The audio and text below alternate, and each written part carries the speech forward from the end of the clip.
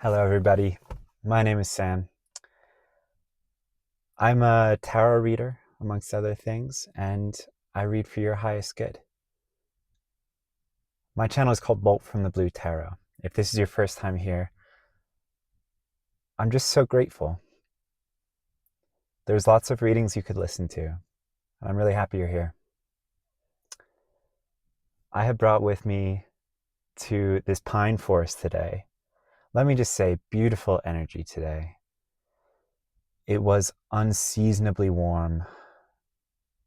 And it's a weekday when I'm recording this, and there's all kinds of people in this pine forest who shouldn't be here, right? People who are skipping out on school, people who are skipping out on work because it's too nice to do any of those things.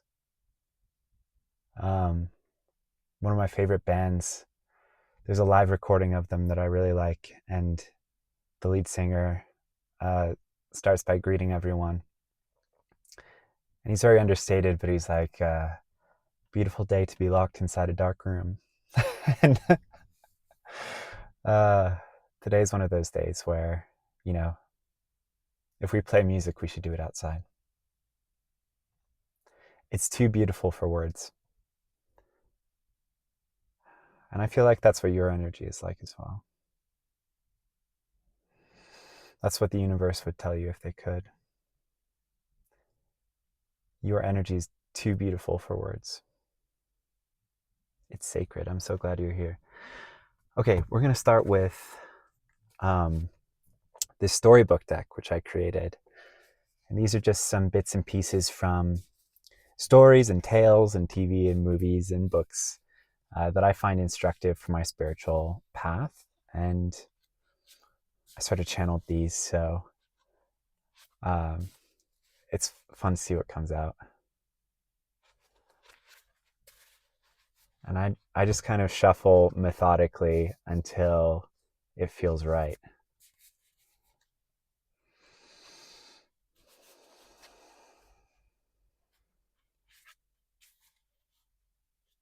There's a particular message that wants to come out for you guys.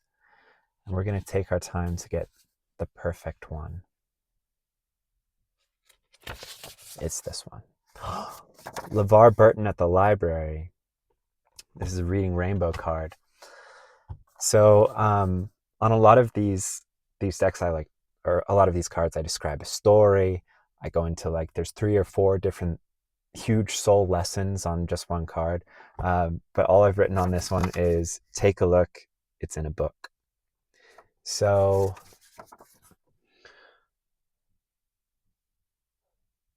I feel like there's a book you already know about. It's already on your radar. It's in your sphere. Or it has been put on your radar. Or is about to show up on it. It's a little different for everybody. But there's an important book.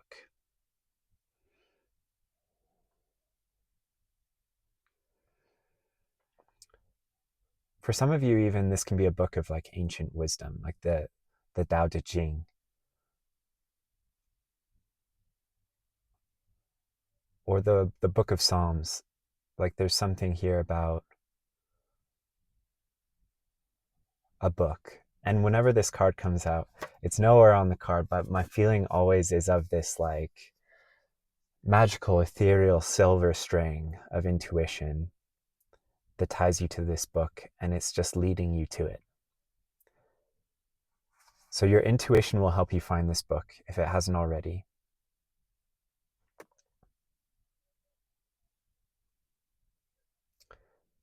The author will be a mentor for some of you. Some books we read and it was like, oh, that was interesting, or that was fun, or, you take away practical tools, or you enjoy a really good story that made you feel a lot of transcendent emotion or empathy. And those are all life-changing with a lowercase l, lowercase c, but this feels like a life-changing book, uppercase L, uppercase C. This is a big deal for you.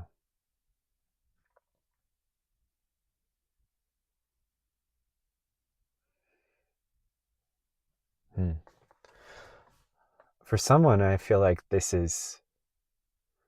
doesn't exist until you write it.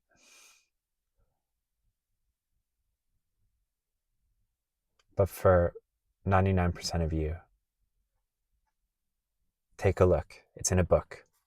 Okay? You got this. You're like, I don't know what book this is, Sam. You don't have to stress. It's going to find you. Or when you go looking, as soon as you go looking, you'll find it. Okay, great. Library energy.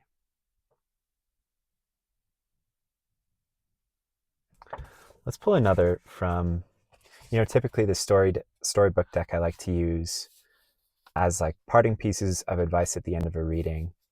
But sometimes when I'm on the go, and if you haven't checked out my Tarot on the Go series, it's more like a podcast. So you can listen to it while you're on the go yourself, while you're driving or whatever. If there's any visuals that need describing, I'll be sure to describe them to you, walk you through what I'm seeing. So it's just kind of a different format. And I have it here on YouTube, so check it out. I'll try to put it in the end sequence. But when I'm on the go, I sometimes use these as like a starting or general energy. And that feels like part of what wants to be said. There might be something for someone else in here. Let's see. Yeah. Ooh. Arthur Dent and Ford Prefects at the pub at lunchtime. This is from Hitchhiker's Guide to the Galaxy. It's time to realize that there are benevolent and kind aliens, extra-dimensional beings. Let's say that. Because I think a lot of people, when we talk about aliens, they think extraterrestrial, like existing in this, like a different space, but at the same time. And often what I'm talking about when I talk about aliens are higher dimensional beings, extra dimensional beings, like not necessarily a different space, same time, like layers on an onion, all on top of each other. And just because we can't perceive them with our everyday vision doesn't mean they're not there, right? Anyway, it's time to realize that benevolent and kind extra dimensionals are real, and they want to help you avoid Earth's destruction. Because there's something you can do to help with this. And this isn't like a millenarian message. There's no urgency here. The bombs aren't about to go off. This is just about like you have an important role to play in New Earth, if you like, right? The creation of a more beautiful world that will hopefully help us to avoid all of the potential dangers that loom over Earth's future and humanity's future, right? Because we think that our healing journey is just about us, but it's about healing the Earth. And when enough people do this,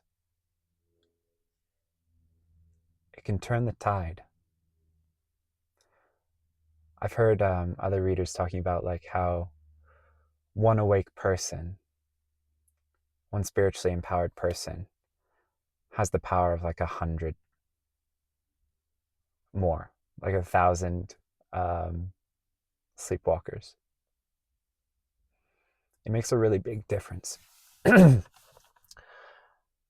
a lot of it is felt in these other dimensions where it's seen more palpably,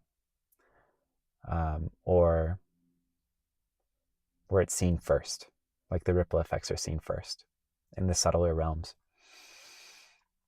So this is also a reminder to, when I say extra dimensionals, you're like, Sam, that's crazy alien talk. I just work with angels or whatever. Like I just work with my spirit team. It's all one, right? It's all the same thing.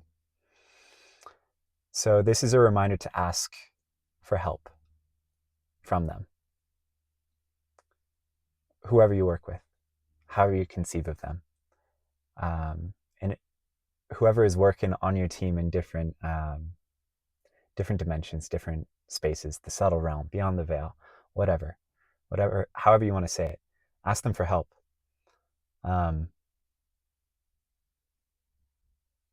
Okay, yeah.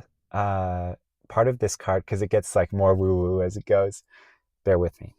Look into something called light language. And this is a kind of like, you might hear it and think like, oh, well, that's just speaking in tongues, because it's not English, and it's not any other earth language. But people are they're channeling these sounds, which are infused with energy that they have channeled. They are coded with love. Light language is something that we don't understand yet. But light language has changed my life. Like, people channel very effective energy healings using light language. And you can get downloads by listening to channelers that you trust, healers that you trust, that feel good as you listen to their light language, right? That feels good in the heart space, that you're like, nope, this is good, right? If you're listening to light language and it starts to make you feel icky, that's not for you. Turn it off. Best case scenario is you channel your own light language, but that's a good introduction is to find healers on YouTube who do it well. And there's a couple, you'll find an energy healing playlist in the description box of hopefully all of my videos now. I think there's so many people on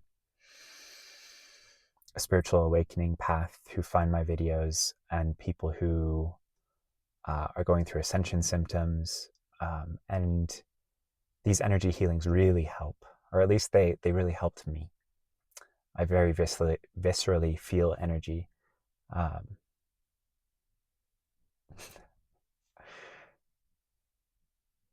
And the healings have really helped me, especially the ones for like clearing your third eye and all the stuff that blocks your psychic powers and your intuition. We think that it has to be this hard slog and like Jedi meditating and all this like the stones floating around them.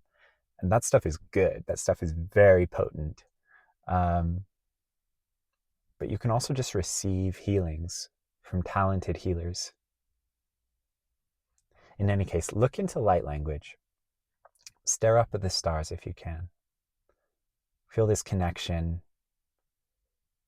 to the universe and your brothers and sisters, your cousins within it, in this dimension and others, that are wise, benevolent, powerful, and want to help you towards your highest good and the highest good of all. Truly, your highest good is the highest good of all, right? Okay, yeah, I'm being prompted to go into it. So the highest good, what is that? What does that mean, Sam? So we can look at things in our life and say, this is good for me, this is bad for me, but we don't really, our perspective is not the highest one. And one of the things that you wrestle with on a faith-based journey, I think everyone does, is like, why do terrible things happen? Why does the all-loving force of the universe allow these things to happen? And it's, first of all, it's the wrong question. But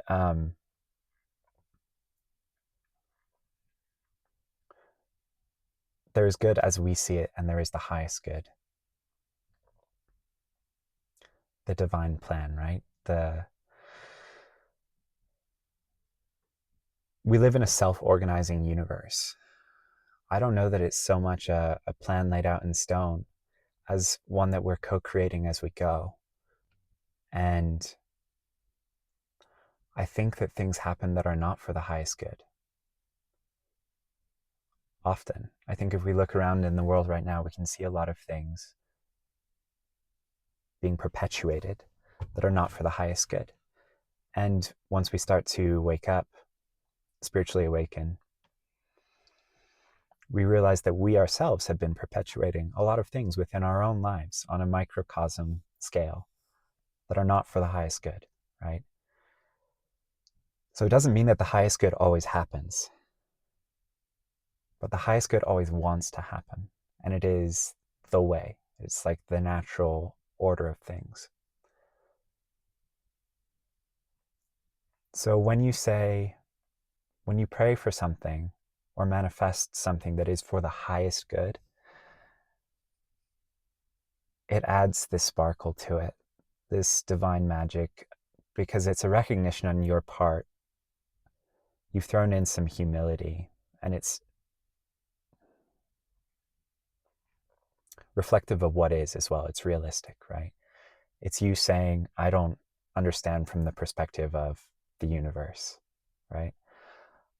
In the 3D, I cannot understand the perspective of the 9D, the 12D, right? Like, my vantage point is not the same. And I don't mean that we can't reach states of pure ecstatic love, which we would describe as higher dimensional, right? What I mean is that we can't assess our world from the same vantage point on a regular basis until we've awakened a lot more. Like it's an enlightenment thing, right? And in the meantime, it's a recognition that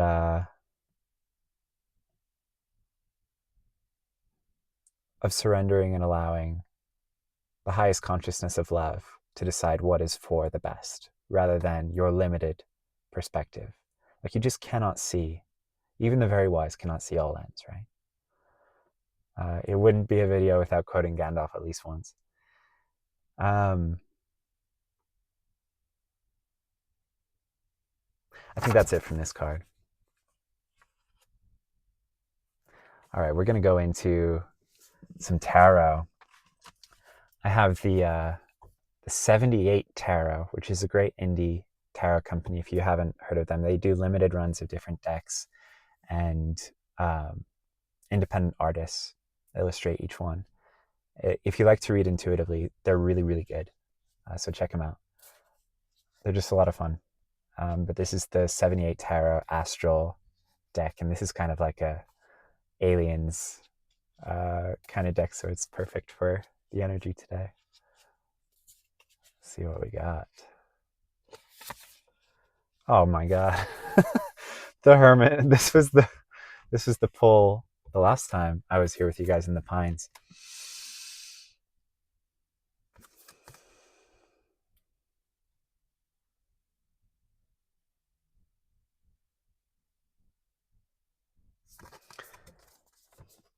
So check out the I don't know if you can see on his hat, there's a little clock. I think it's trying to focus on my face. Let's see if I do this. And I just get closer and closer. Oh, there we go. That works, actually. Sometimes the silly stuff works, you guys. You just have to try silly things sometimes.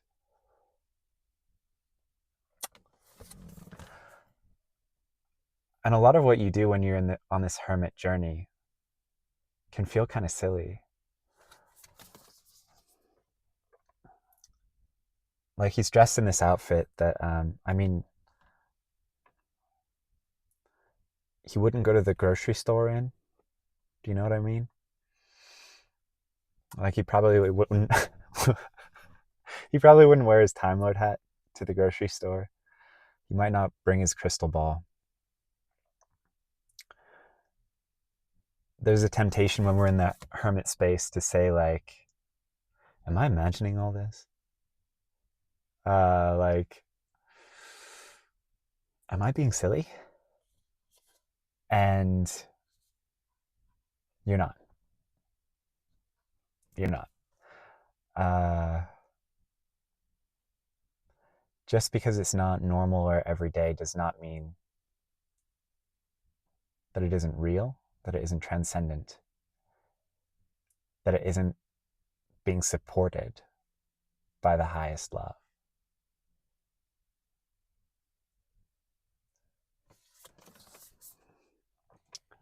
I also noticed the crystal ball here.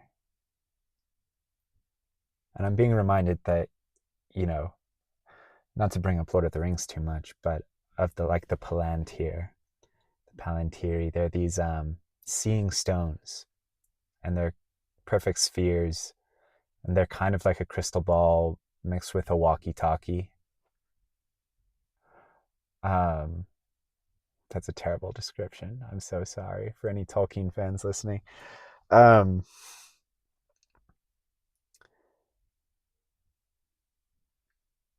in the Lord of the Rings, it's like the wise know not to use the Palantiri, and those with faux wisdom, fake wisdom, seek them out as a method of communication with the divine, with false prophets who seek to control them, right? And like Sauron and Saruman.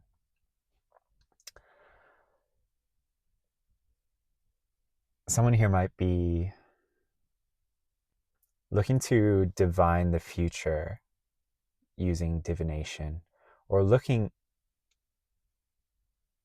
being too focused on the future.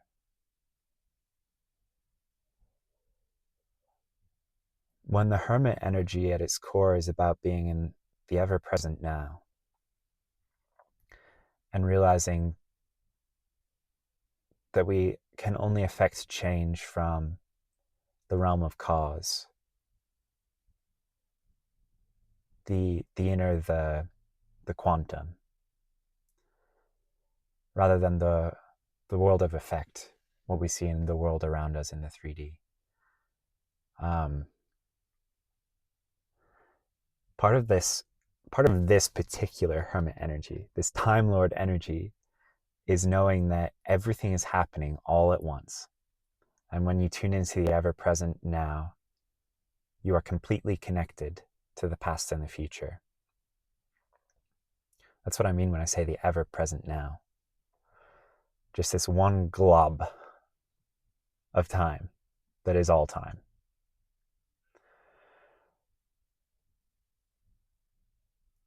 That you don't have to go looking into the future when you can so deeply explore the ever-present now. You don't have to try to affect change in the future. When you are it in the now, you manifest it through that space. It's very interesting to see how I develop as a channel. And I don't mean bolt from the blue, but I mean as a channel, a vessel for spirit, right? Because I've agreed to be this messenger. And I don't orchestrate my messages. I just ask for messages to come through that are for the highest good of those that the message is for. It's this very broad intention that I set. But what it shows is humility, right? What it allows is for a message that were my ego to organize it, it would be less effective. It might reach a wider audience. It might get picked up by the algorithm, but that doesn't mean that, like, those aren't the messages. I've signed up to deliver messages that are for the highest good, which might not look how I would organize them. They might not look how I think they should, but they're perfect.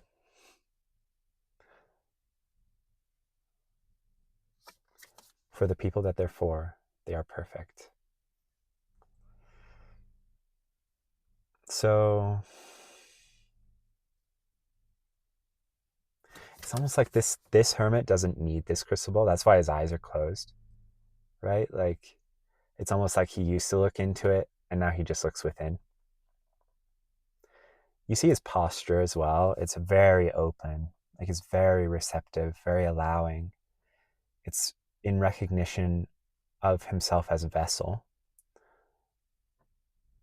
as a child of the universe.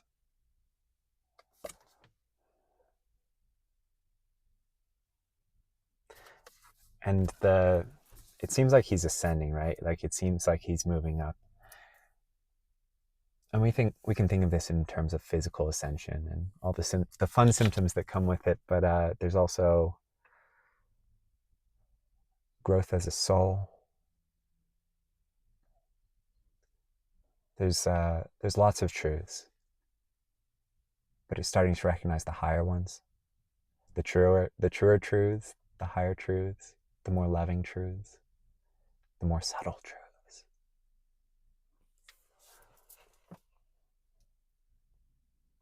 The ones that you can only get to on this hermit's journey. I feel like someone is like, I've been hermiting. Oh, Sam, I've been hermiting. Hardcore. But, I even put on my magical outfit. And I don't know, at this point, I'm just like, am I hermiting for hermit's sake? What's going to happen? And it's like, trust. Like this is coming in to say, you're doing stuff. And like in the quantum, you can't appreciate the effect of your cause just yet because it hasn't shown up in this 3D reality. But these cards together are a reminder that you are sending up big flags in the astral, in the higher dimensions, right? The subtle realms beyond the veil. Like you're moving mountains there. For you and your ancestral line is what I'm getting. Oh yeah, I just got full body chills. Someone's lineage is like, I'm just seeing, when they pan around at a sports game and everyone is decked out in the gear and they don't care how ridiculous they look, and some like their outfits are totally off the wall, like they all look like they're from different time periods, and none of them, they're just like really into the game. Like that's how I'm seeing your entire ancestral line, full of anachronistic family members from different periods, just like, hoo, hoo, hoo. Like go. They're so proud of you and they want to help, right? This includes ancestors.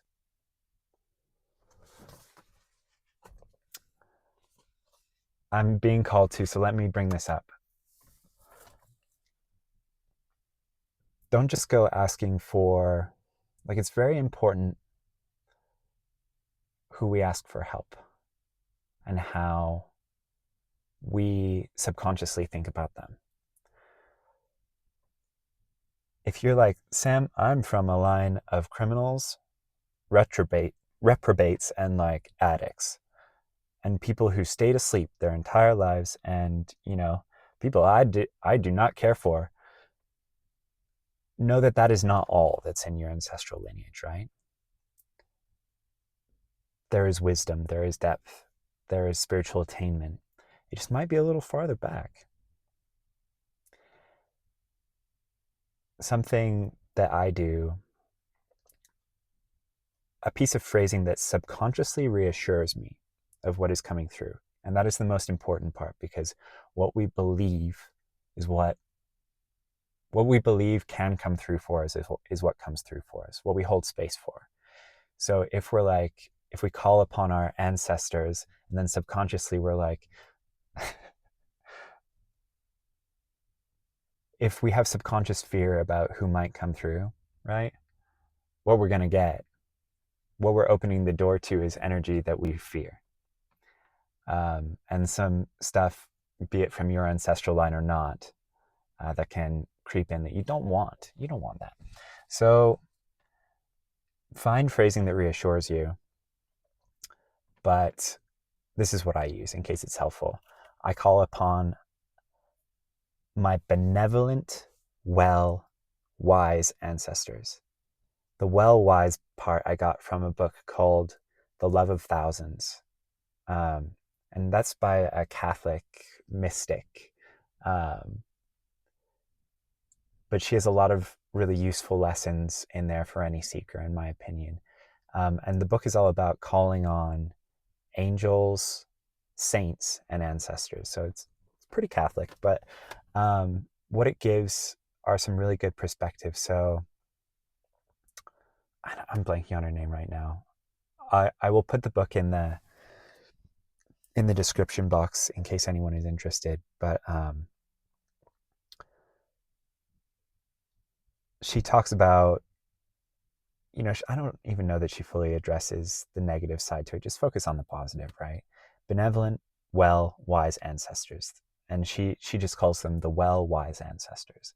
So it doesn't even have to be from your ancestral line, right? These are just like accomplished people, human, non-human, because your soul has had experiences on, if you're tracking with me, possibly a lot of different planets, right?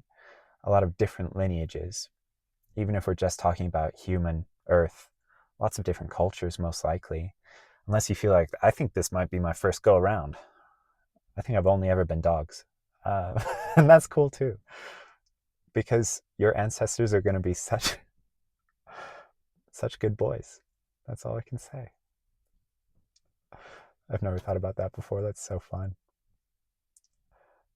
I'm just imagining someone becoming like a very psychic medium and digging into their ancestral lineage and their like soul's experience.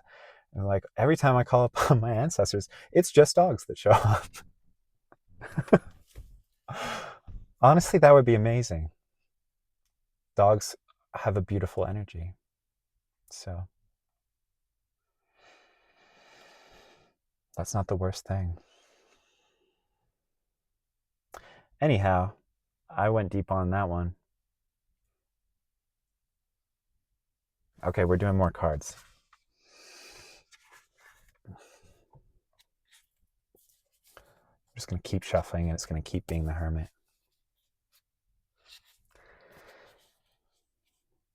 If you guys are like, what the hell is he looking at when you watch me in these videos? I'm just looking at a pine forest and I'm looking at the sunshine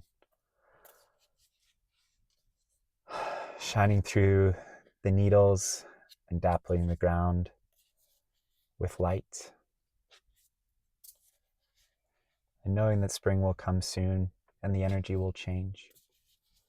We think we're separate from these larger energetic forces like the seasons, but we're not. But the energy is changing. And it's beautiful. Oh, Four of Pentacles. We had this particular Four of Pentacles in a reading the other day. And this was one about New Earth downloads. What is this about today, Spirit, for this collective?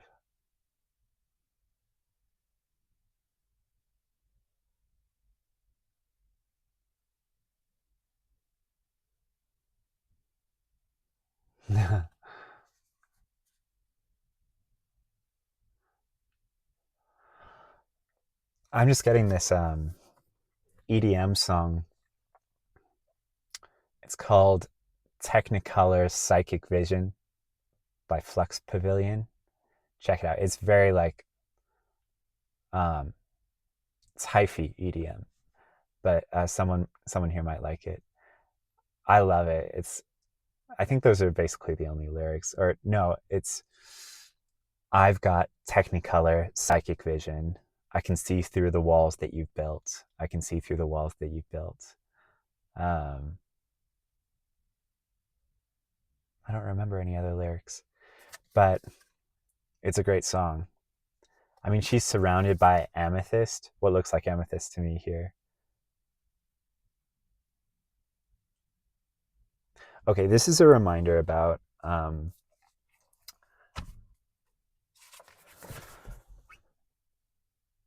these extra dimensional energies that wish to assist you. Because, and let me just emphasize this, guys. They're not wasting their time with just anyone. Like, you have to be of a very high vibration and hold a very loving energy for them to even be able to show up for you, like to see your potential, but also have you be open enough to vibe with them. Like, let's be real.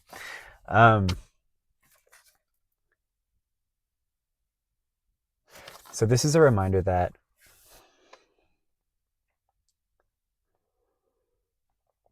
do I get into that whole thing?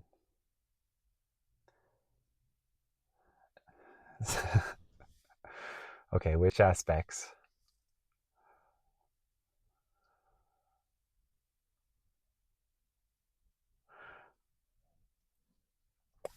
So higher dimensions than the 3D. Vibration becomes more and more important as a method of communication.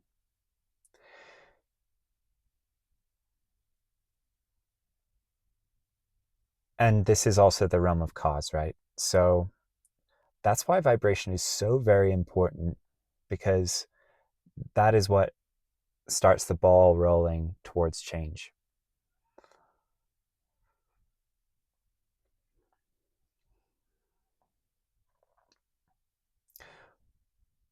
One of the things that can really confuse higher dimensional beings is that we can consciously set an intention, but our subconscious holds a different frequency because our subconscious beliefs haven't caught up with our conscious ones, or there's still barriers or blocks there. So they can really, really want to come through, but it's a consent thing, right? Like if you're a Star Trek fan, prime directive. They can't interfere with any, you know, they can't interfere with your free will unless you specifically call upon them and you mean it, right? Because imagine being a higher dimensional being and you would really like to help, but you're super duper psychic, and this is how you communicate, right? You understand human language. You have learned what the scribbles mean, but your native tongue is telepathy, right? Like your native tongue is a far more vibrational one. So you would really like to help this human on their mission to make the world a more loving place, and on their soul's journey. You would like to see them grow and ascend. And they ask for your help, but subconsciously they believe that they don't receive it. So you're looking at their energy and it's very mixed. Where you're like, I need a clear green means go. Like I need a clear vibrational message that you actually want my help. But what I'm seeing right now is like, yes, but also no. And because of my code of ethics, because of the laws of the universe, I can't help until all of you wants help, right? Like until you are centered. Your conscious matches your subconscious. Your frequency matches one of love. And she's very centered here. I mean, it's the Four of Pentacles, so she's also very grounded. There's a nuance to this message about like, a tree can only grow as tall as its roots go deep. You can't be built up into this super psychic until you're grounded very, very deeply in the earth, right? Because this energy needs to go somewhere. And I'm just buzzing as I talk about this. Like sometimes the energy, I have to like check my hand to see if it's shaking, but it's not. You know, like caffeine jitters, it's like that, but it isn't. Like my body isn't physically moving, but it feels like the entire thing is vibrating. And it's because I'm just taking on some very high vibrational energies. And I'm getting a really high pitched frequency in my left ear as confirmation for that, right? Like there's almost a degree to which if I weren't in this natural setting surrounded by pine trees, which are like, they're my trees.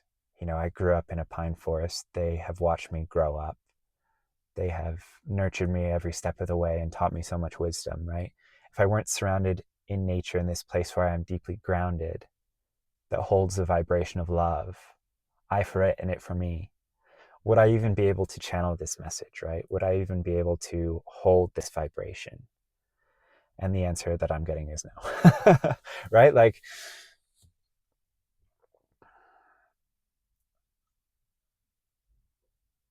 I deliver the messages that need to be heard, but I can only deliver the really high vibrational ones when I am deeply grounded and when I've done a lot of practice in that hermit energy.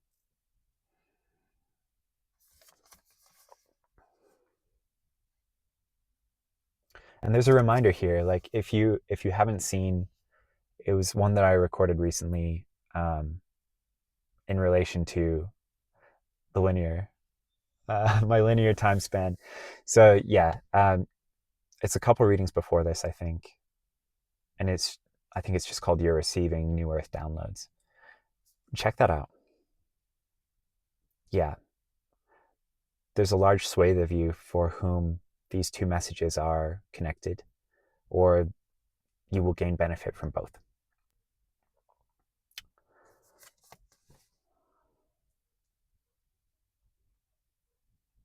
This is a nuance for someone about who is wanting this help or wanting to be guided by these higher dimensional beings, however you imagine them, angels, right?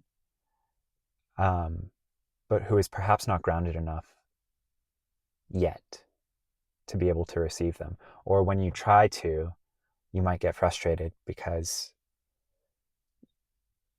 what you might not realize is that you can't receive this without first grounding so deeply into the physical.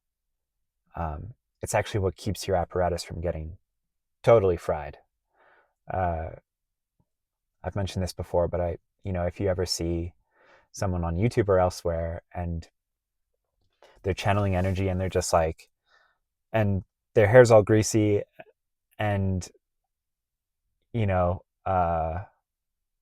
energy is really frenetic. They need to ground. They need to ground. And it might sound super judgmental, me saying like their hair is all greasy, but it just means that they haven't showered in a little while, right? Like they haven't physically cleansed in a little bit, which is very important to energetic cleansing as well, or at least super helpful, right? So it's no one thing, but as it adds up and you watch them, you're like, whew, oh boy. Like you can almost feel palpably, you're like, you need to ground, right? Like it's just too much energy. It's too much. And if we're used to stimulation, it can feel really good, right?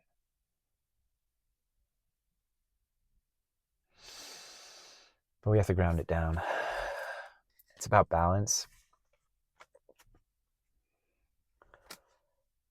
as much as anything else.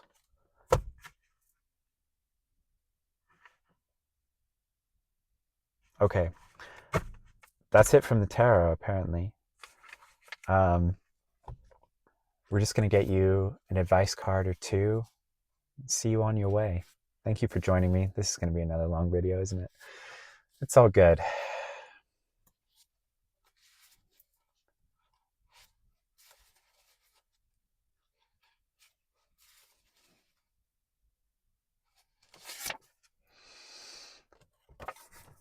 Galadriel and Frodo at the Mirror of Galadriel.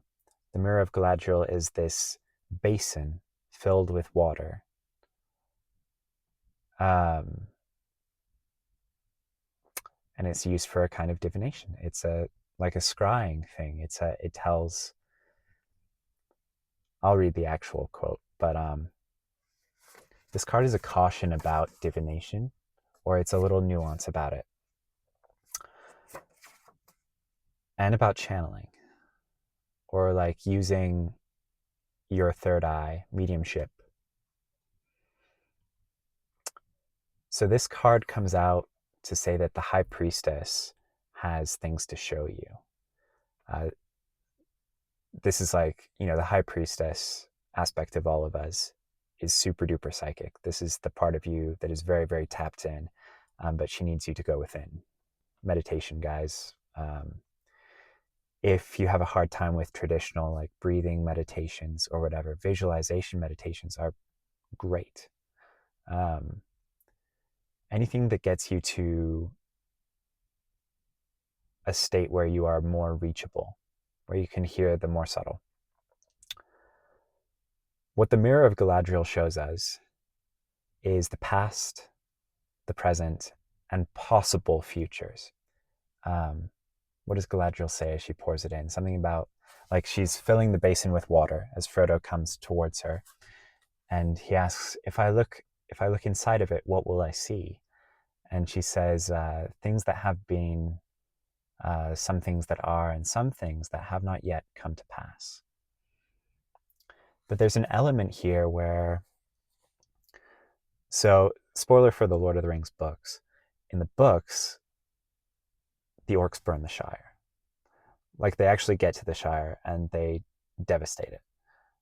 In the movies, this doesn't happen. I feel like I just really let someone down. Someone got really sad. I'm so sorry. In the movies, let's focus on that, right? Because this card is more about that. In the movies, this doesn't end up happening. But when Frodo looks inside of the Mirror of Galadriel, he sees the Shire burning, and he sees all of the hobbits enslaved by orcs and being whipped and, driven to labor. This is called the scouring of the Shire in the book, but it happens in the book, not in the movie. In the movie, Frodo sees it not because it is predestined, but so that he can understand the stakes. So Frodo is this ring bearer. His task is to destroy this very great evil that corrupts everyone who touches it. He is, in a sense, like a chosen one as the ring bearer. He is the chosen one, and he has a grave responsibility. So the high priestess, like, sometimes we are shown things through divination or through our third eye, not because they are destined to happen, right? Which is our tendency, right? To think that, oh gosh, I was shown this as a warning because it's going to happen. Like, and now I have to prepare. Sometimes we're shown so that we understand a possible future, so that we understand the stakes, so that we understand how things could turn out. But our intuition is never going to guide us to the burning of the Shire. When we're shown things like that, it's often to show us what might happen if we do not follow our intuition, right? If we try to design our own futures from the ego, or if we don't listen to spirit. Galadriel, as the high priestess, as this higher dimensional tapped in being, needed Frodo to understand what the stakes were as the ring bearer.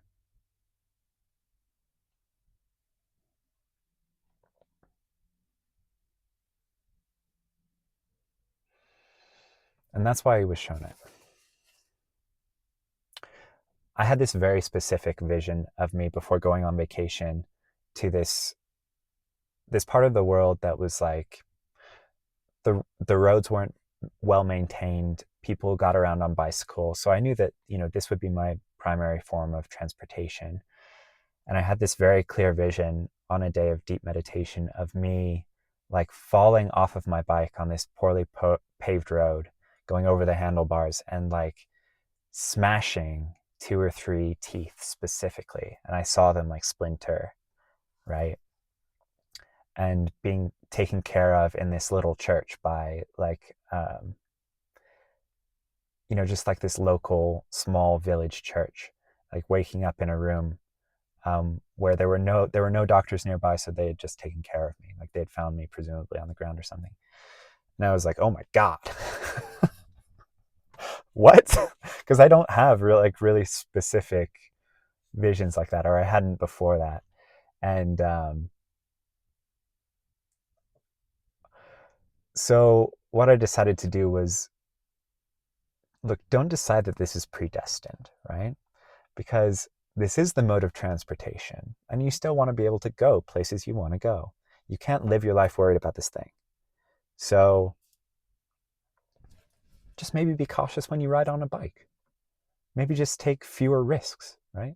Or like be aware that that is a possible future, and don't organize your day around mitigating it, but maybe just check the tire pressure before you get on the bike, or uh, ride on pavement as much as you can. Don't go hop in any pavements on your rented, rickety bike or whatever.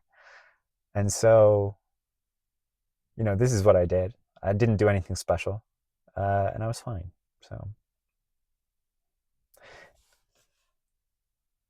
we can be shown possible futures. Timelines are in flux, right?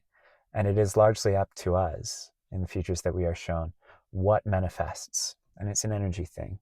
So you can be like, I'm working so hard to stay high vibe. And then as soon as I get in contact with the high priestess, she's just all arch and stuff. And she shows me all this like nastiness.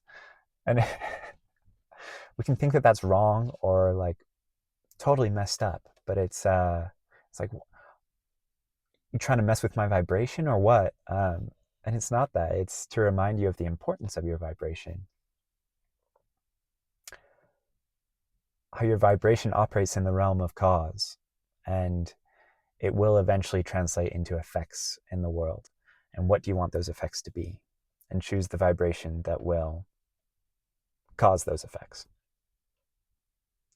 You don't want the scouring of the Shire. You don't want to break your teeth on your bicycle.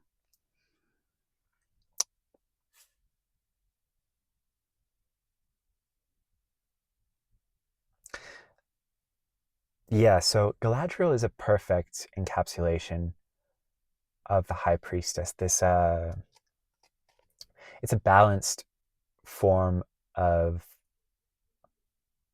like feminine psychic energy. It acknowledges all that is, right?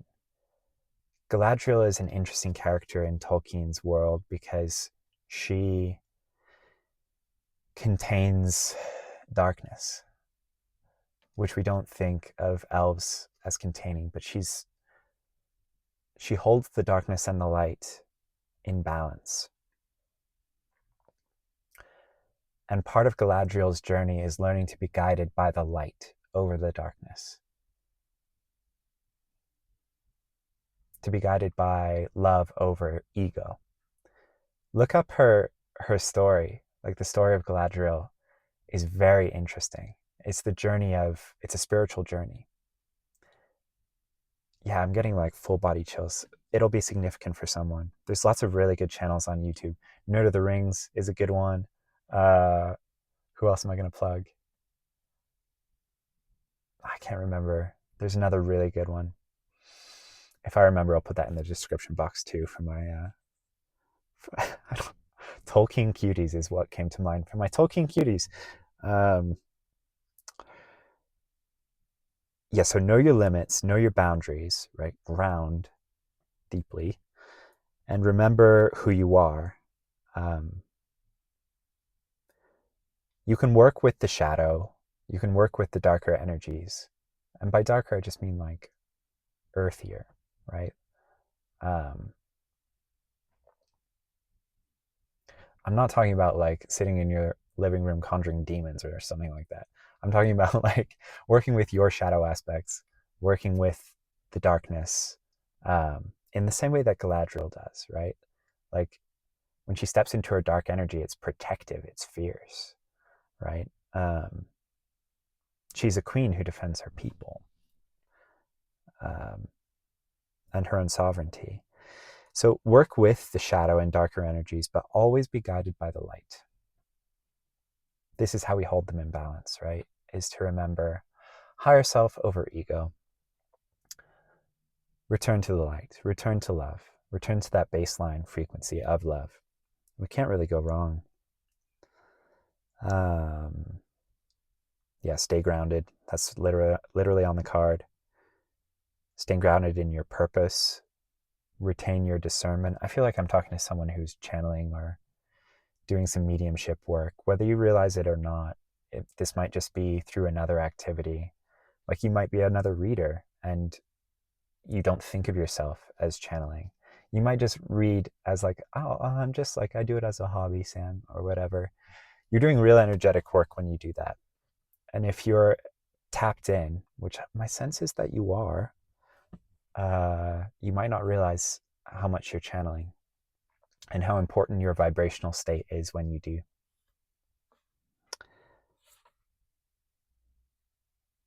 Okay, yeah, if you're woken up in the small hours, the wee hours of the morning with an intuitive urge, follow it. In this scene in the Lord of the Rings movie, Frodo just wanders, like he wakes up in the middle of the night with like, he doesn't know what woke him up. It's just intuition, right? And this is all wordless in the movie, but once you have a spiritual awakening, you're like, I know what that is. And he just wanders down intuitively to this place with the mirror of Galadriel, where Galadriel's already waiting for him, right? Like the high priestess woke him up because there was a message to be shared. And the veil is thin in the wee hours. So if you keep being woken up, then you are receptive. You are more receptive than other times of the day. So yeah, if you're woken up with an intuitive urge to do something, even if it doesn't make sense, do it. Do it. Magic comes out late at night. Indeed it does.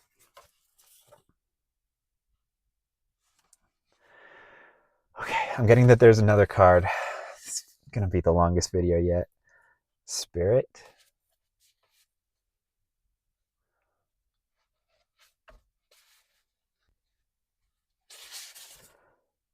Okay, Captain Jack Sparrow, Elizabeth Swan, and the compass at the desert isle.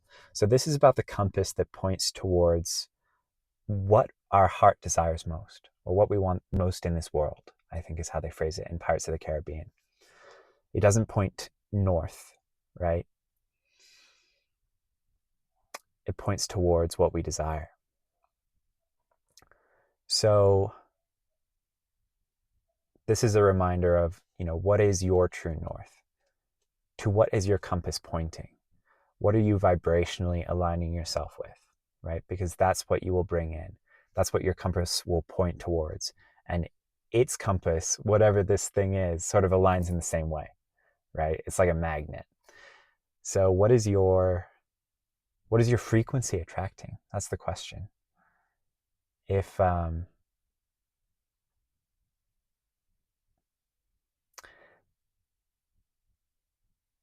you don't have a handle on, let's say, your sexual urges, right? If you're unfamiliar with those and you consciously think, no, like what I want is a soulmate, someone who's for my highest good, but then you engage in activities that are not of that frequency, that are like, I'm just looking for a good time, then those are incongruent. Again, from the higher dimensional viewpoint, it's like big question mark energy. It's like, what's going on there? What do they want? Like the universe can't deliver you what you want until you're in alignment, right? Until you know, body, mind, soul, this is what I want. And you commit to it, and you show the universe that you are committed to it through your actions, right?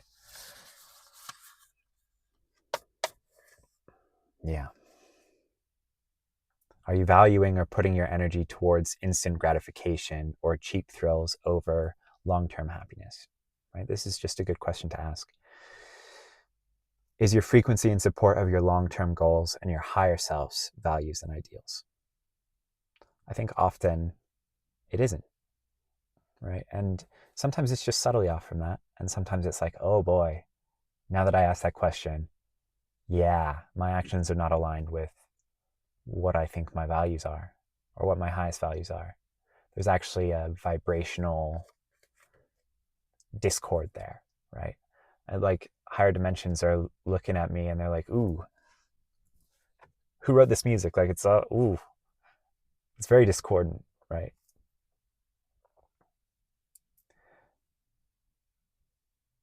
And you have to understand when someone's native tongue is vibrational and they look at you and you're in this like vibrational disarray, it's just this confusion where they're like, ooh, they don't know what they want. They don't know what they're about. I can't do anything for them. What would I even do, right? Like there's so much of mismatched energy here. I can only guide them towards ways to make this, to get more in alignment to the place where I can help them, where I have vibrational, energetic permission to help them.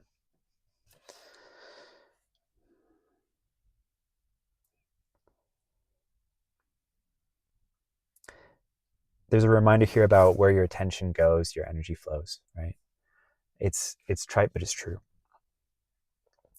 Where are you putting your attention, and is it serving you? I don't feel like this is a strong reprimand for someone.